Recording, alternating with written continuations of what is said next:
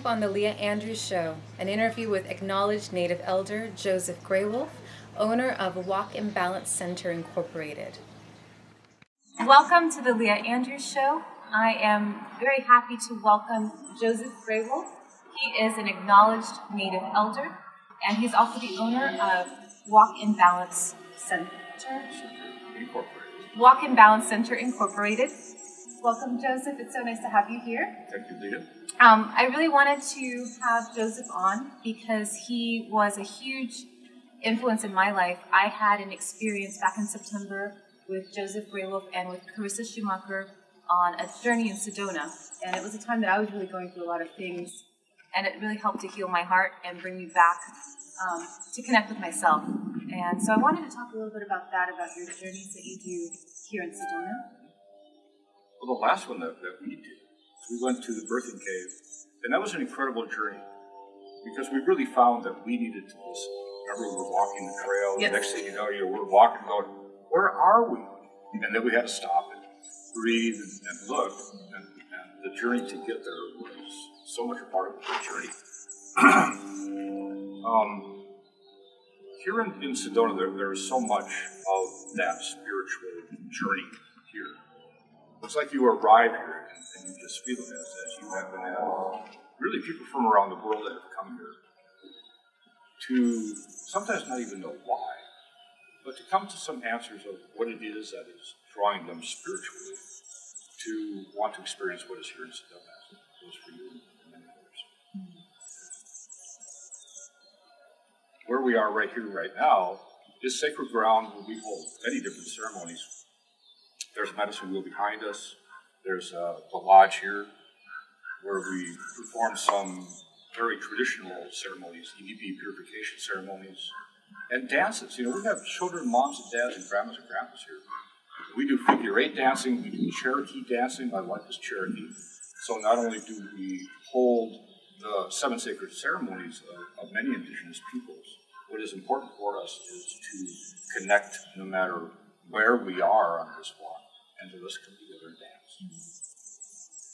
Now, I know that it's been a fascinating thing for me to come into your teachings because there's so much dignity and power in your Native American ceremonies and your teachings.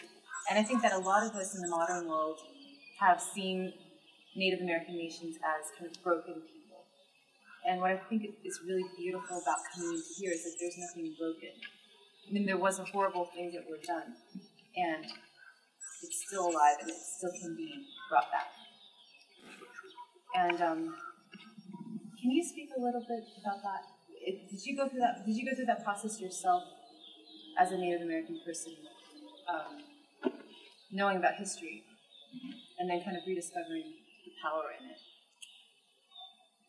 So through mom and dad, grandmas and grandpas, from the time that we arrived here as little children, and were first held by mother, by father, by grandpa, by grandma, by relations, we start to receive teachings or lessons. And when we're first held, we are so open to everything that is being said to us, the actions that are being given to us, the love prayerfully that's being extended, that we just take it all because we're little wild animals and we're so ready for it all. And then as we grow, say now we start going into school, so we're into like an adolescent stage. Now we're in school. For me it was Catholic school, all the way through 8th grade. There's so much other schooling, but the important part, the realization of schooling is teaching. So what we're taught is we're being held as a little child. Now we have teachers in school. We have spent mother and father, grandparents, relations. Expressing to us is we need to know through the teachings we're being given in school, and then the next thing you know, we're in business, we're in relationships, and we're still holding on to the teachings that were first expressed to us being held as a little, being held by teachers in schools. And so all of that has a big bearing upon who we are right now. And who we are right here,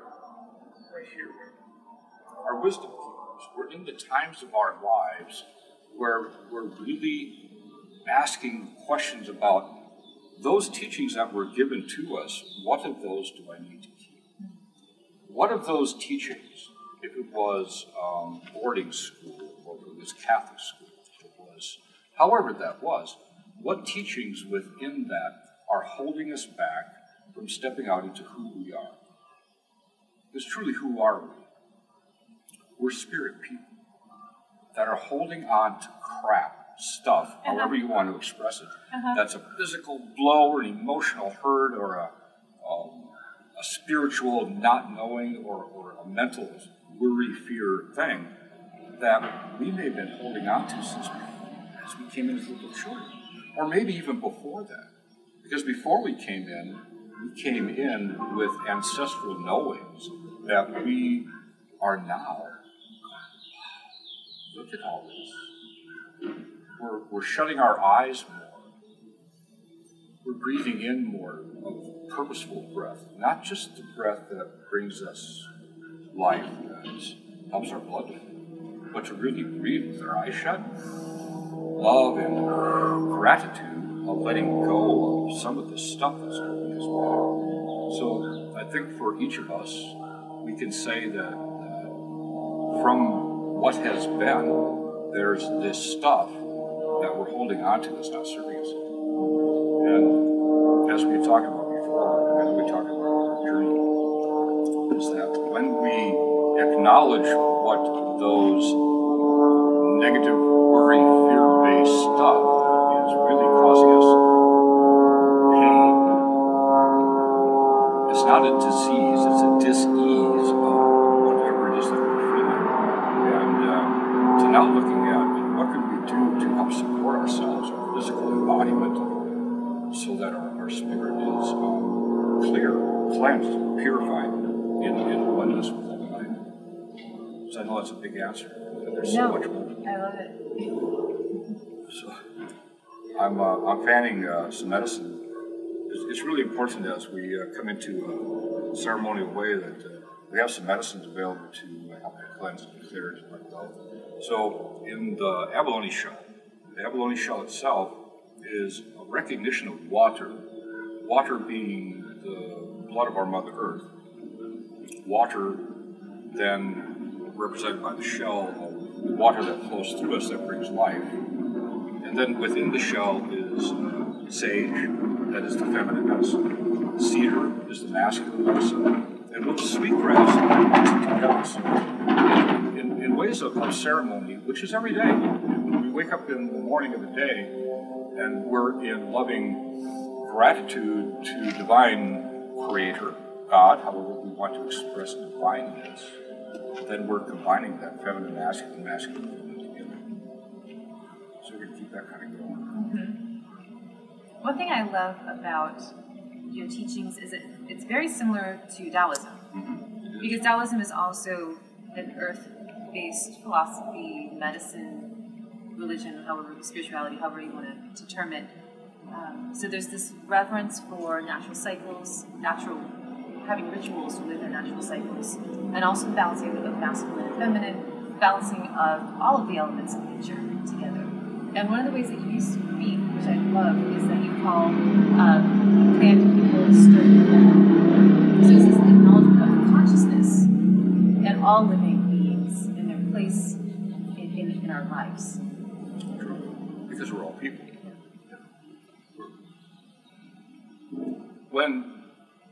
When Creator created creation, it was done with a breath. And that breath of love. And then creation was set upon. This came through a vision. I just love it. I could see with my eyes shut, I could see this happening. It was a breath. And set upon creation were stone people, tree people, four-legged people, little creepy-crawly people, the swimming people, cloud people, all one. And set here with a specific purpose. Just as we are right here, right now, sitting right here with a specific purpose. And that is to help and assist you. We don't own it. We don't own it. We're caretakers, okay? So as caretakers, and sitting with all people, as we speak truth, and with love and gratitude of shutting off what is not ours, we connect with the spirit of all people. And I've noticed too that when I sit with those from Japan or from Europe or wherever it is, whatever spirituality they may be in the sacred with, not fanatical with it. Because once we get fanatical, then it all goes to what in the handbasket. Right. So we want to be, but acknowledging that the intermingling, like the web of life, which is part of what the Lodge is all about. This represents the womb of our mother. So what is below is also above. What is above is below. And it's intermingling with willows tied together naturally and forming the womb of our mother, which is where we're sitting right here. And this, by the way, you have corrected me. This is not a sweat lodge. No. The correct term? Inipi, purification ceremony. So that's within the Lakota, Dakota, Nakota knowings. In Cherokee, it would be called in a sea purification ceremony. Now, through history, it has been called a sweat lodge. What happened with that is that it was taken to places and not set, prepared, and worked in a sacred way. So why it is that here at Walk in Balance, we refer to the ceremonies in a spiritual way is to then not be connected here to others who are not doing things in a traditional spiritual way. So we refer back to the teachings of the ancestors of what should be called. And even if we just call it a purification ceremony, it says a lot more than sweat lodge. When I lived up in northern Minnesota, I used to have saunas. We'd go in there and we'd have the eucalyptus branches. Yes. We'd whipping ourselves. And, it smelled so good. And then we'd run out into the snow. Or at one time, I remember we lived by a lake. So we cut this big hole in there. And we'd run out and dive in the cold water. And then go back into the sauna. Then came the inipi. And we would do the same thing. How powerful. Well, as you know, you were in, have you been in two of those ceremonies? Yes. Yeah. And how powerful. It was incredible. That thing I want to say about your inipi ceremony, it was very physically gentle. I mean, you go through a lot of spiritual, emotional, mental stuff, which is why you go there. But it's such a loving, gentle space where I have had experiences where it's a little bit more physically intense. Sure. It still was, you get a nice sweat and you get a full experience, but it wasn't as grueling. Right. Because you do things more gently with your rituals. The time of suffering is over. Thank you. I love that. Can you say that again? I want to hear them. The time of suffering is over. Yes. So it's not that there isn't purpose in, say we're going to have a purification ceremony for a particular purpose. Like someone's crossed over the other side of Canada. Someone's really sick. There's prayers needed for whatever that might be, and there's a purpose and there's an intent. Then, when we go into the lodge and we're sitting there in the stones have gotten hot and we're listening, and if I'm going to be pouring the water in the ceremony, my purpose is to listen to what it is that Creator, Divine Source, has to come through. And Creator might say, those 28 stones you have out there that you might bring in at 7 times maybe around, bring them all in at once. But the purpose and the intent then is to listen how to work with those stone people, how to work with those grandfathers, what is needed within the healing that is necessary for whatever their purpose is.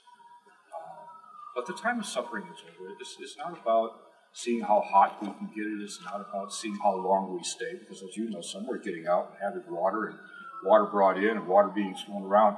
It's about prayer. It's about purifying oneself through prayer, through songs, through laughter, through tears, however that is, so that then from being inside the womb of our mother in that way, when you come out, it's like shiny and ready. Kind of like when you came out of your mom. We'll never have another mom They only have one mom. So this is that recognition of the womb of our mother, which is above the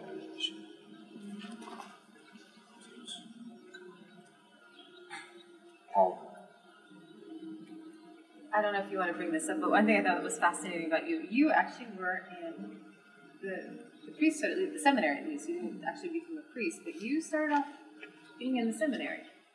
Well, I started out being in Catholic school all the way through 8th grade. So that was my knowing. It wasn't a question of do I want to, it was that I was. So it was, again, that for me, as I look back, it was, the thumbs and down on you, that's what you did. So when I got out of 8th grade, I was going to public school. I remember my first day at school, it was like the scariest thing I had ever done. Because I had no idea what was going on. It wasn't a part of my life. And so when I came back home after that first day, I told my mom and dad, I said, I'm not going back there. What do you want to do? I said, I don't know. I'm not going back in that public school. So I said, I know, I'll go in the seminary. Well, my mom's doing high fives with God. My dad's over there. Oh, good thing. So I did. I went to the seminary and studied for quite some time and had an opportunity to really read some books. Books that were not available to us as we were even in the church. And what I found really beautiful, and what really brought me to this question, is that within those books, I was reading, We Are All One. So as I continued to read that and accept that, I went to the head, priest guy. And I said, Father, he goes, yes, son. I said, in all the books I've been reading, it says we're all one. Yes, my son. I said, well, then why does it have to be this one? And he said, you'll be leaving now. Yeah. So within that acceptance, and of course I went into public school. Well, hell. So what brought you back? What brought you back to where you are now doing these ceremonies?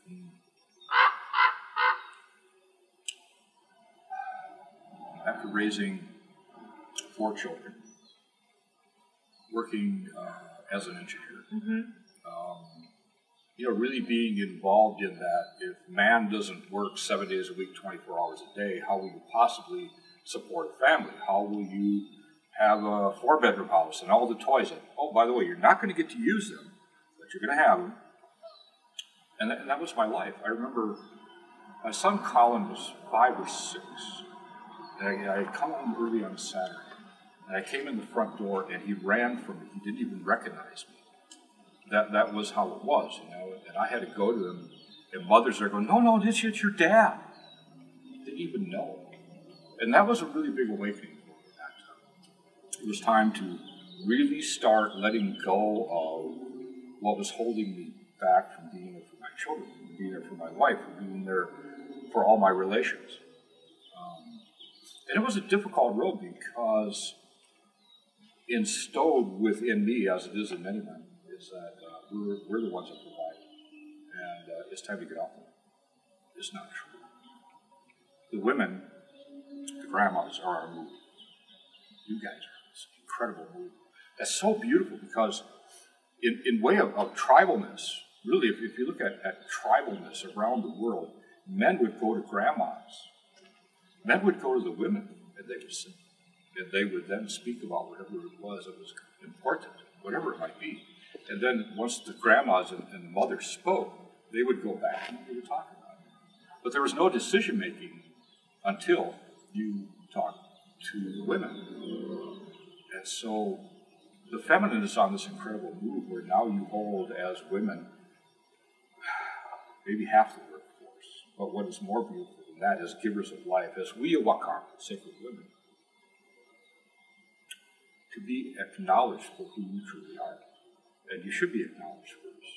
And in a ceremonial way, when you enter into, you acknowledge women first. And then, hey, my brother, how are you? So, when did it start? It was all there, but my awakening was my son running from me and I'm running. It's amazing that you say that. I didn't know this story, but I see with you. You have a younger son now who is such a light being. And you who are so present. I mean, that all children could have a father as loving and present, which I think, thank God now, more men are finding that they should and they can have their heart open and be present, and not just a source of money. And like that's not their only goal. It's finances. It's being present. So Josh is 11. So cumulatively, my wife and I have children and I'm not raising grandkids or grandchildren. The ages of my oldest daughter's 46, and then all the way down into now Joshua. Joshua assists in bringing up that child. And it can be the littlest ways and sometimes the most annoying ways. Of course. Well, children, aren't we? We're like that. We can be annoying. But teaching, if you really listen to the children, they have so much to teach. I remember there was a time ago when a friend of ours, Kristen, called and was coming here to Sedona and was, may we just sit? And I'm like, yeah, Kristen, where are you? I'm over at the coffee shop. See, I thought she was in Tucson coming this way. No, she's at the coffee shop. So Josh and I were out traveling around. I said, well, I got Josh with me. She said, bring him. So there we are. We're sitting up at the coffee shop. And Chris and I are talking. Josh is having a lemonade. He takes a sip of his lemonade and he goes, Kristen. She goes, yes, Josh. He says, what happens when you, this is what he did, when you draw a line? I don't know, Josh, what happens? So it goes on forever. Drinking his lemonade. She's looking at me and we're talking. Kristen. Yes, Josh. What happens when you draw a line right alongside that other line? Oh, Josh, I don't know what happens. He said, it'll go on forever. But somewhere down the road, it will cross. And he got up and walked away. And Kristen looks at me and says, what the hell was that? I needed that because what was happening in her life is that she was coming to a crossroads. And where do you go from there? You know, how do you set with the oneness when you know that that crossroads is difficult? You know, you bring all this stuff into it when really we need to embrace it. So there was Josh with his teaching.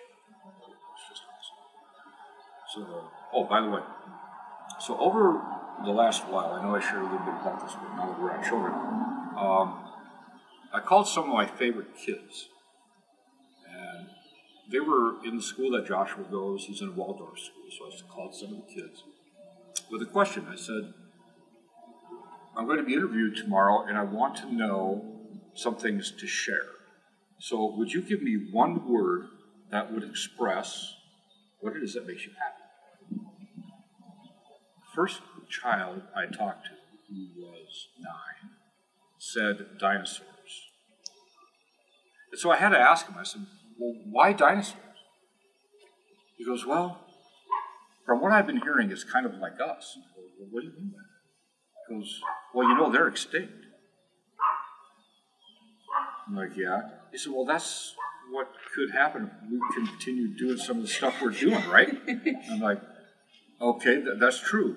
However, if we look at it as there are swimming people and four-legged people and bird people that are right here, right now, that are part of the ancestry of the dinosaurs.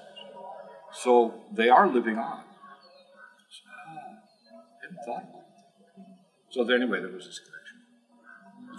The next child said music. She said the music of the vibration is how she put it. I was like, wow, the music is so important for us. I know you've heard me sing. I know we've sang together in Lodge. And I used to sing my best when I was in the shower because nobody could hear me. But now I love to sing. And it's not just singing something with words, it's just lifting vibration of sound to enhance the vibration of our breath, of expression. I like that. So music was a great answer. Then I asked Joshua. and he said friends. And he said, you know, Dad, we can never have enough of them. I was like, yeah, Josh, you know what, you're right. We can never have enough friends. And so, being that we're all friends, in one way or another, we're all holding hands. One of the other expressions was self-worth. That came from my 38-year-old daughter, who's going through a lot of stuff, the letting go, things that haven't worked out, and now prayerfully stepping into stuff that will work out. But in order to do that, we have to find self-worth. If we don't love ourselves, we wouldn't be having this conversation like that. So, in recognition of the children, there's Brother Raven flying by. Mm-hmm. Love the ravens, there's two of them. They're all about the magic. Mm-hmm. This is all about magic. So as we stir the pot, and we're putting in all this good stuff, and we're holding hands. You know, if all of us just put our hands out and just shut our eyes, breathe in some deep love and gratitude, and hold hands. You know, like put a wolf over here, and maybe a cat over here, and put your hand over here, and actually, you know, holding hands with a tree person, a cloud person, and holding hand with your mom over there, and we're all holding hands and just loving it and turning slow. That's the way life is. That's the way it should be. That's the beat of this heart. That's the beat of this heart, is in communion with, is becoming one with the drumbeat of the universe. And so when this is beating and setting that water through us, we're really connecting that with the spirit of who we are. You know, it's like, you can make a noise with whatever you like, and that goes as far as, wow, who knows, farther than we ever know. Mm-hmm. So does the breath. You know, this breath goes just like the smoke, farther than we ever know. So the connecting with the children has been so profound for me the last few days. And the answers that have come through from my granddaughter Piper, she's just younger than Josh. Josh was actually in Hungary. She said that it's all about love is the most powerful force there. And then we look at some of the stuff going on. You came up from Tucson? Yes. So just south of there, in the Carlos Apache, down in the Superstition Mountains. There was just signed into being a bill that would devastate thousands of acres that would be turned into a copper mine. So there's a lot of our relations that are down there saying, no, stop. You know, we don't want this.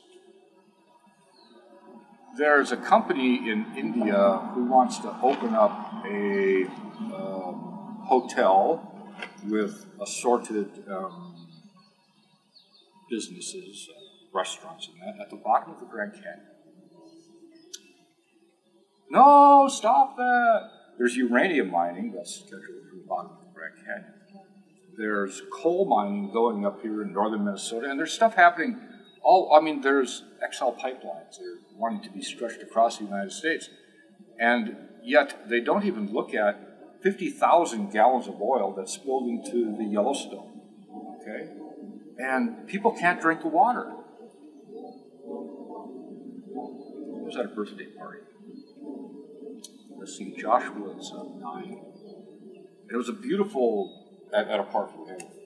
And so we arrived, we were going to set up the tables, and we realized that there's like 6 birthday parties going on. So we're going to have ours on the grass. So we laid out blankets, we had all the food out there.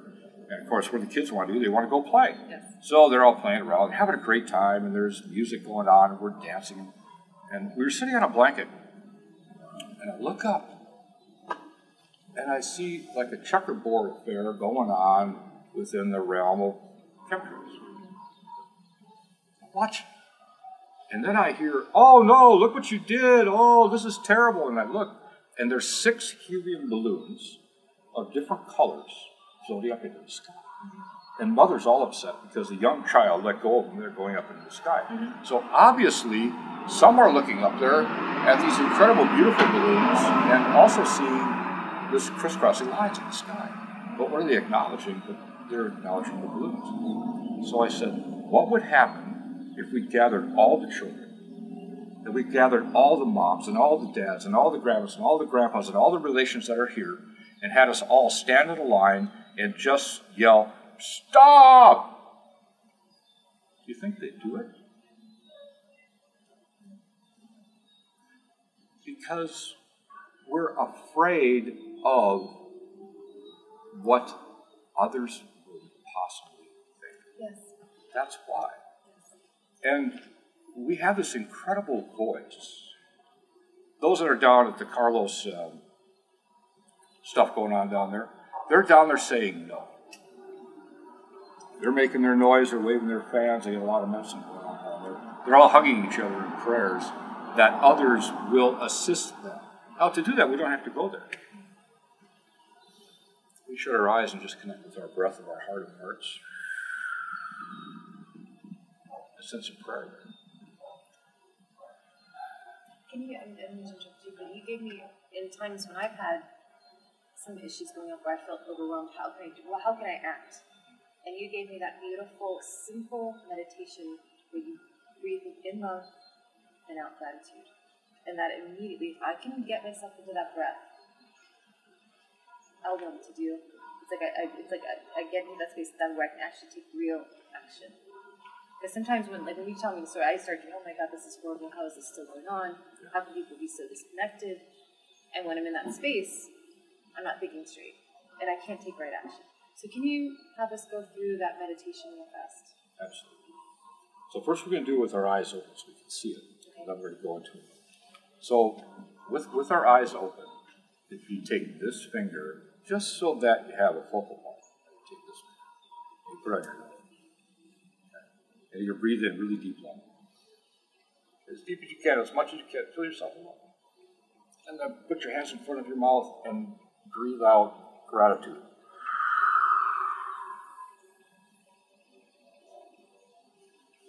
Four of those breaths, every morning I still do it. Every morning, breathing in love, gratitude, 4 breaths.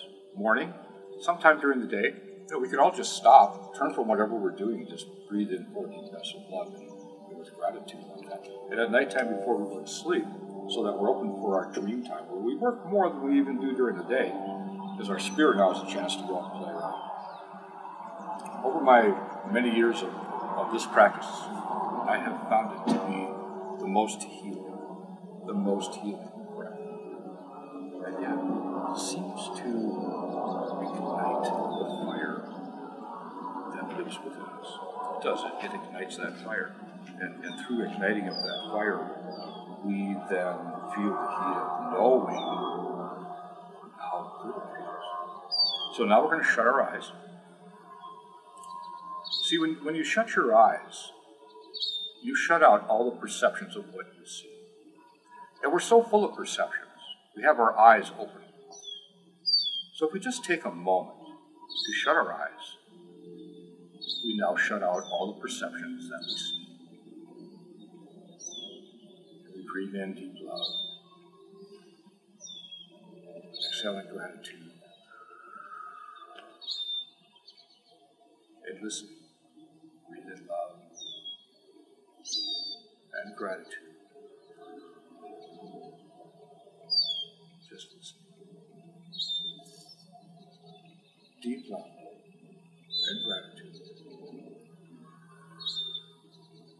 Listening. Eyes shut in deep love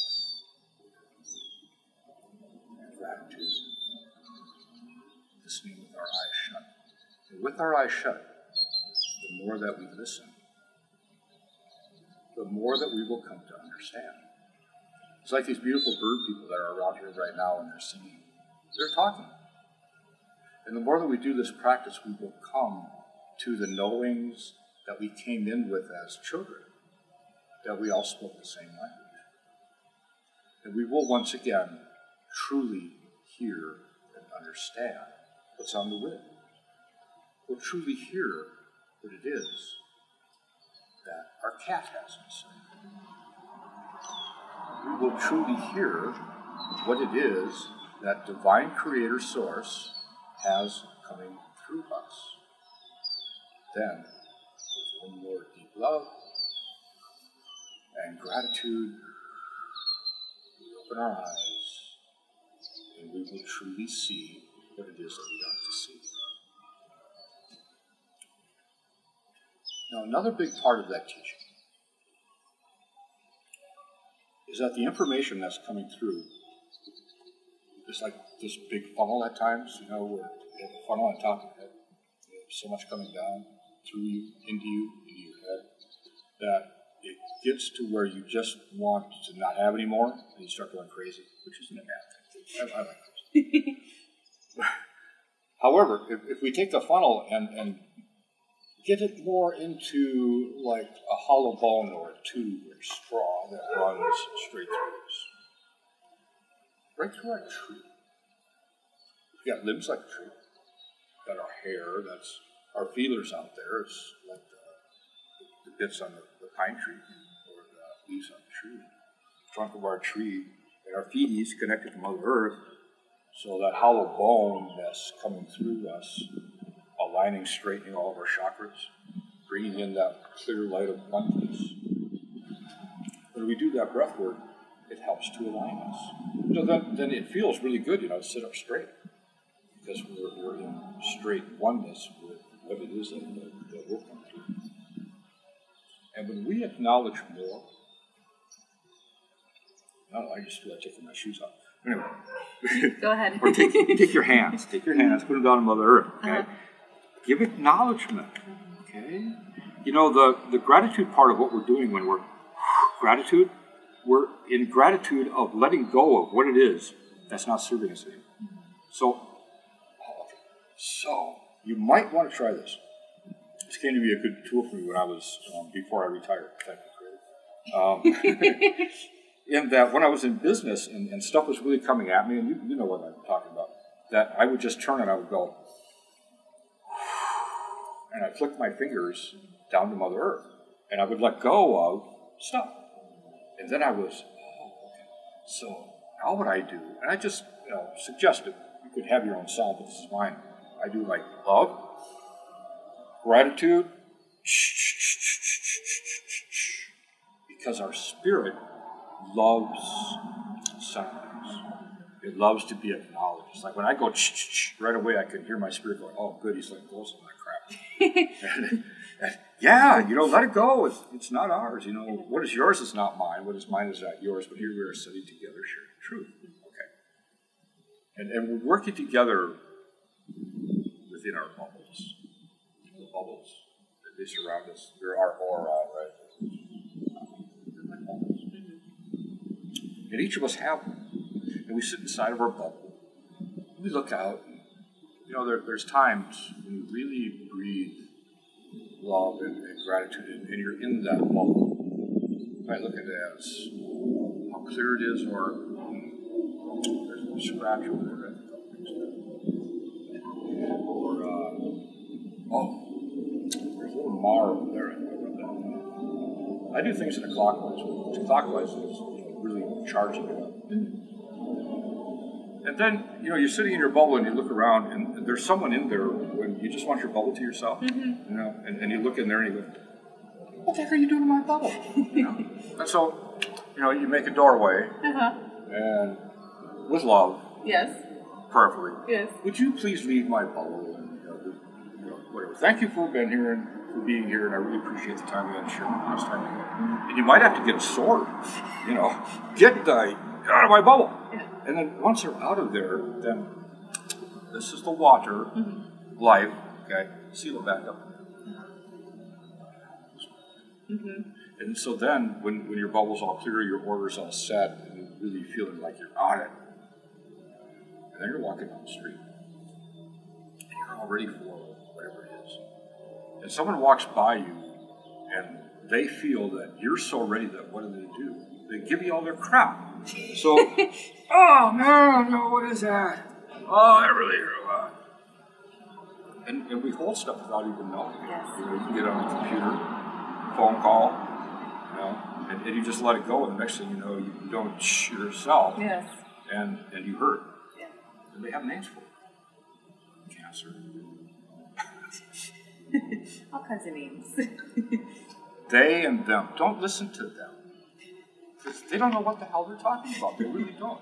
This is ours. It's us. It's we. Mm-hmm. And that's what helps the circle stay together. So what could we do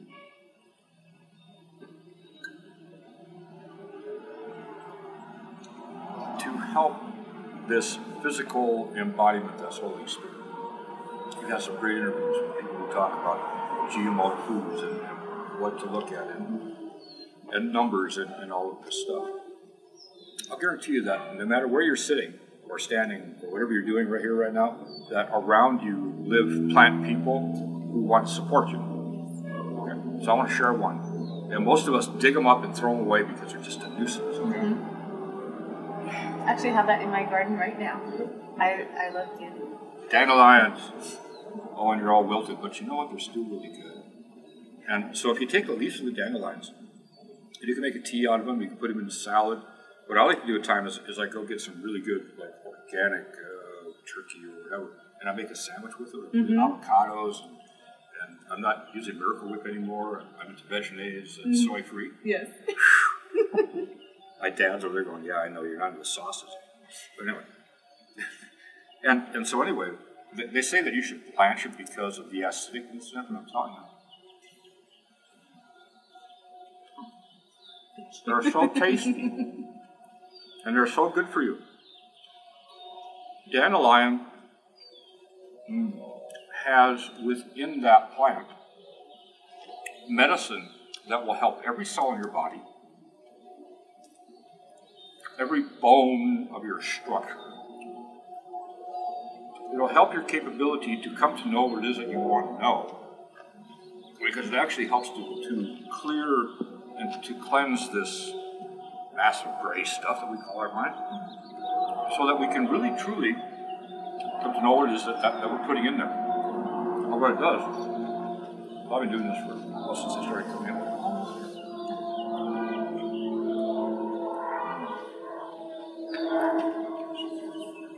It smells like music. Yes, it does.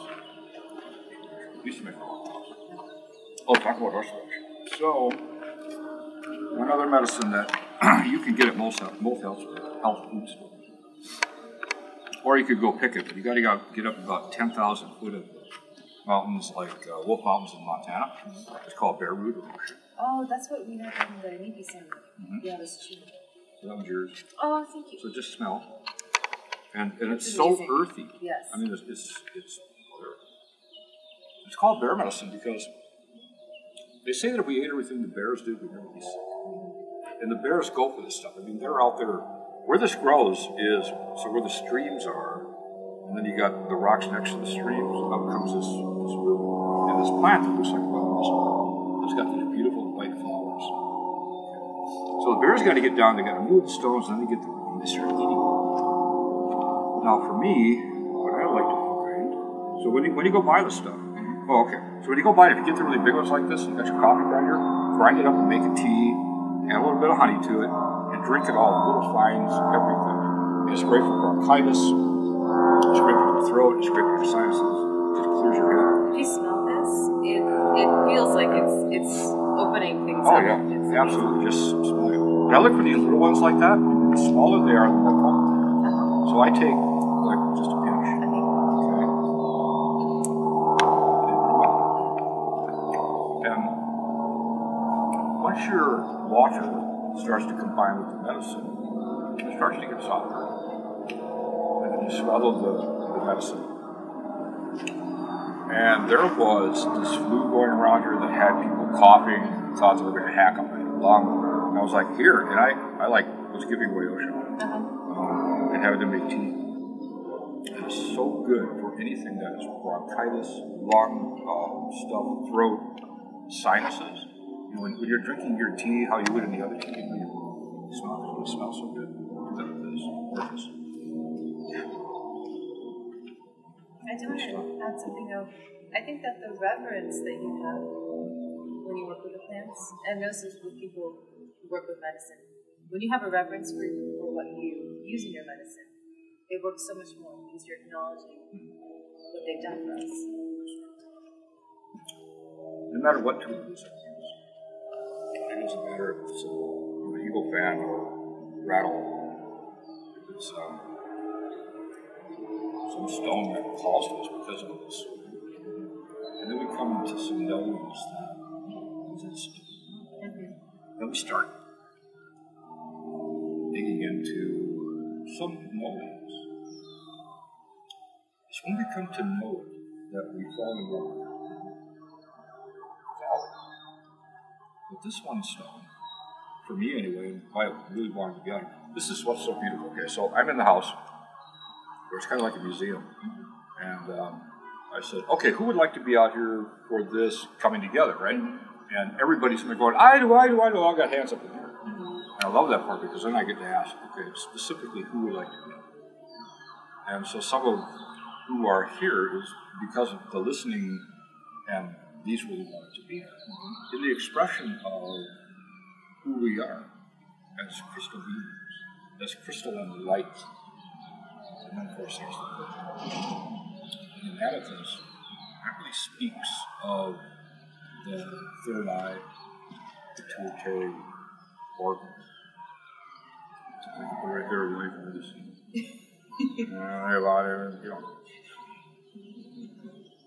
And it helps to lift the vibration. So, as Leah's holding in her left hand, she is now receiving. Our left hand is our receiving hand. So, if we put more spirit to that, whenever we're being given something, we put on our left hand, receive. It's feminine. So we're receiving. And whatever it is that in acknowledgement, even if it's just, oh, thank you for being so beautiful. And then share some of your water. With every crystal, there's a little water, so you're sharing that. And within that knowing of that love, then when you put it into your right hand, that you're giving, hang on. And you're giving that love. So, yeah, you're right. No matter what it is that we do, with whatever tool or key that works, so that we can see it's a key, right? We're putting the key slot, and we're going to turn it off. Oh, I'm to spirit now. This feels really good. So as we do that, as we receive some knowing from that, and then we're going to give energy out, that really is shutting off that 10% of how we look at stuff. We step into that 90% of who we are. It's not that we're going to dig out the brain and get rid of it altogether, because it helps us to really process what it is that we need to come to in some ways. It was just connecting to the child. And every being wants to be seen and known. Like a beautiful crystal like this isn't what you just walk online. You don't even go get into that child like, oh my God, this is so beautiful. That's what they're here for, is to be acknowledged for that, right? You ever walk down by a stream though, and you got all these stone people? And every one of them wants to be touched. Yes. Yeah. It doesn't matter how beautiful, ugly, or in between there, they all want to be touched. Yes. And it's so important for us to touch as many as we can, because with the energy that you're using right now with that one, as you put it down, the energy that now flows there through you as you're giving is now connected to the spirit of this bunny rabbit, who, by the way, wanted to be here for the teaching too. Place your hand on it. What's the first word? Gentleness. Gentle, soft. To remind us to be soft and gentle with our physical embodiment, so that then we can come into the crystal clear knowing of who we are. So when we're soft and gentle with this physical embodiment, then we become, then that vibration goes down into Mother Earth, and that vibration is connected to every root and every tree person. It's connected to every little creepy crawly person. It's then connected to every four-legged person, and every bird person, and sky people, and cloud people. Right here, right now, we're all connected. Just doing that simple circle. So now the bare root starts to get really, starts getting strong, right? Yes. So what we do is we breathe it. Cup your hands. And breathe it in. This complete cleanse. And if it gets to be too much, what we can do is take it out a little bit. It gets really fibrous and just swallow it. So what comes in. Perfect. I have a question for you because meeting you now, I didn't meet you in your former life where you were crazy like the rest of us, running around in the hamster wheel. You're so present, and being in your presence, you can't help but just be in the present moment and aware of all of our relations and connecting. And how do you have any advice for us who still are living in, for whatever reason, we still feel like we have to live with one foot in the rat race? We have children, or we have to have a business, or do you have any advice for how to live like this there? Most important is that as we are out doing what it is we need to do to pay the bills, what it is we're doing to hold our kid, what it is we're doing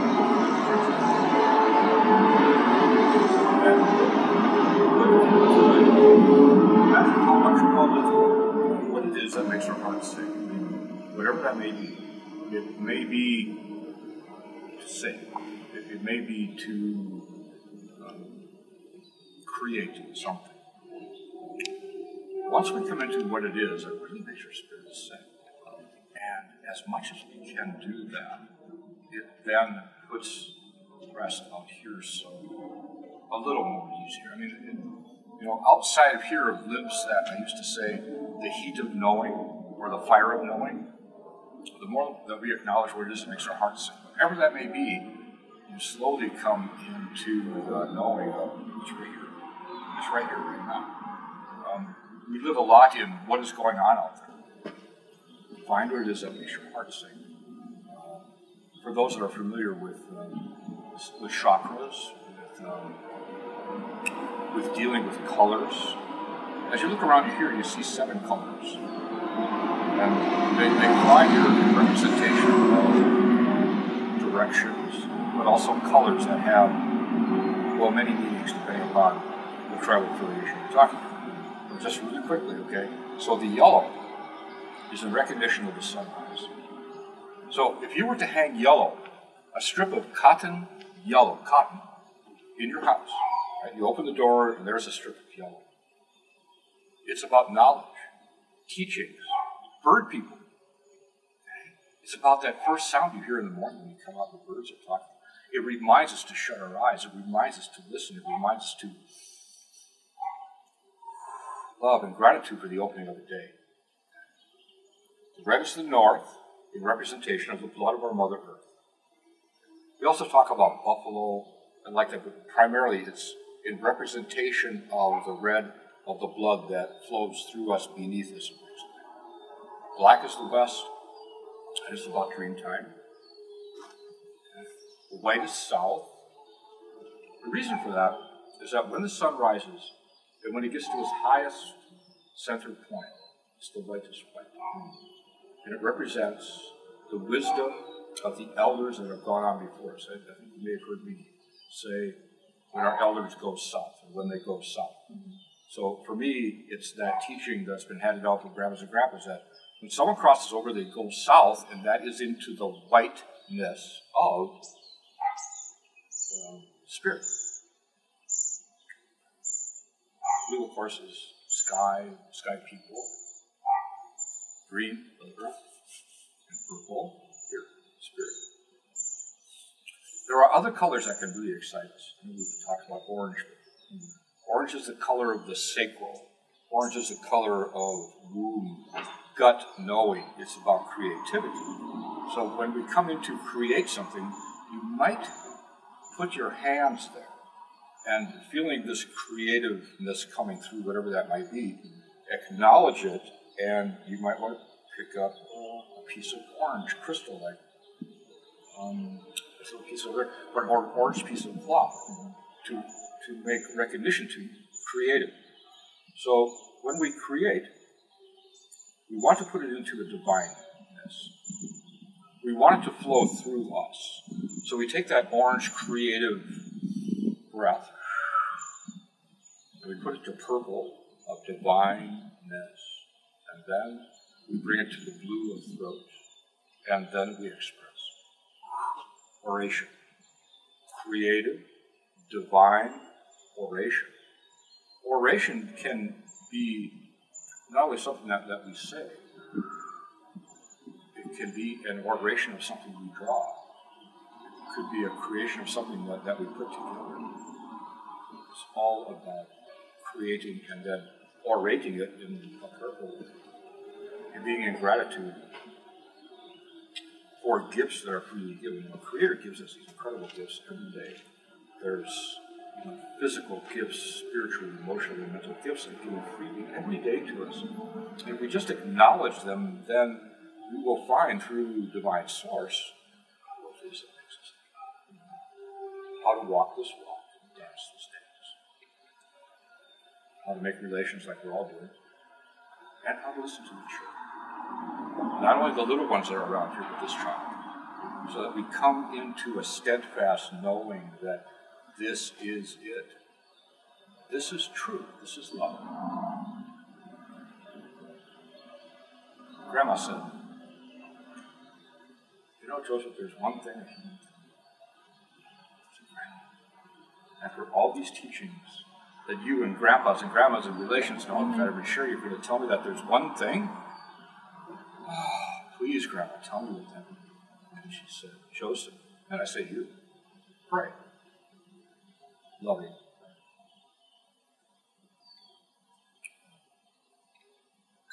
Oh, that's all it is. One thing that has been really profound coming here on Journeys with You is seeing this land from the truth about this land instead of what we were necessarily taught in the tourism guides and even in history. One of the examples was, my mom loves the story about the Sinagua people that you told us. Can you tell us about the Sinaguans? Our children are going to have a rough time with it, absolutely. I mean, as we did too, because we had history books. And let's really be honest here, what most is written in there is not the truth. It's all been interpreted in some ways, nobody's reading. Oh, well. So when the Spanish arrived here about 1,500 years, there was nobody living there. So if you go to the ruin sites like Montezuma as well, or these places, you'll see where the dwellings are in the stone, and you won't see a lot of Pueblo dwellings around here because they were torn down by the Spanish in search of gold. But they're standing there. How do these people live here? There's no water. Because there was this great drought, just like there have been in South America some 500 years before. That's why they came here. Now, they're gone. There's no water. How could they live? Sin agua. No water. So in the history books now, there's recognition made to the Sinaguan people. Mm-hmm. The Sinaguan language. The Sinaguan way of life. And even Joshua goes, this is just ridiculous. Mm-hmm. And I'm like, yeah, Josh, it is. It's ridiculous. You can't even tell the truth. So, there were no Sinaguans living here. They actually had names.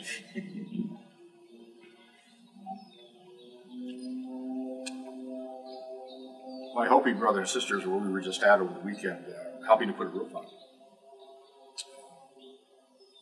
When I was first talking to grandfather so many 13, 14 years ago, he said, you know, Joseph, our ancestors have been coming down where you are for 3,000 years. I said, 3,000 years? He goes, yeah, that's just to where you were. He said, in the migration of people from South America that came to where you are, we've been wandering around there for thousands and thousands of years. That's not in the history books. What I love about grandmas and grandpas is that they have a great sense of humor. But when it comes to really wanting to share some knowing, you just listen. We can learn some incredible knowings of truly what was going on even 1,000 years ago. 1,000 years ago, the pyramids were being built. Machu Picchu was at its highest thing.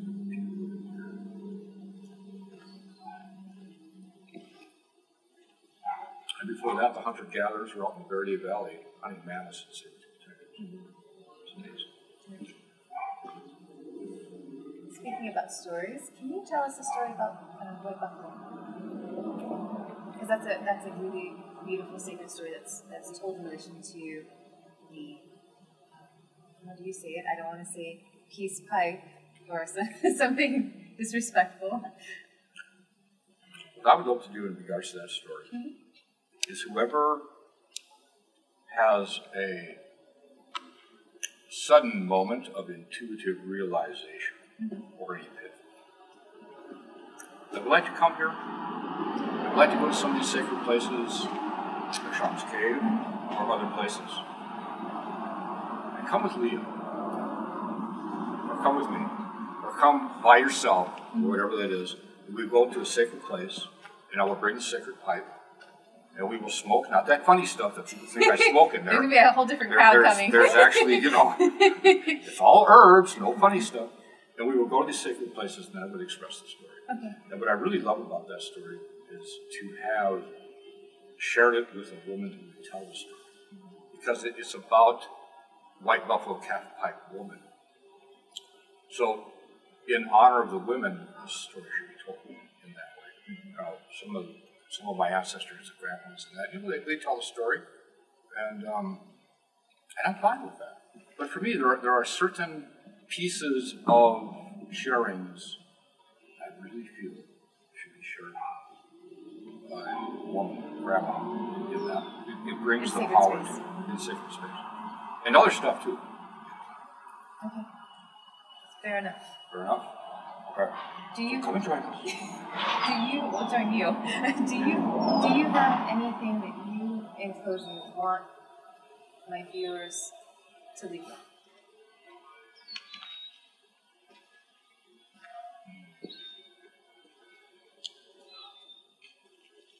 Of all that we have talked about, again, for me, sharing with you,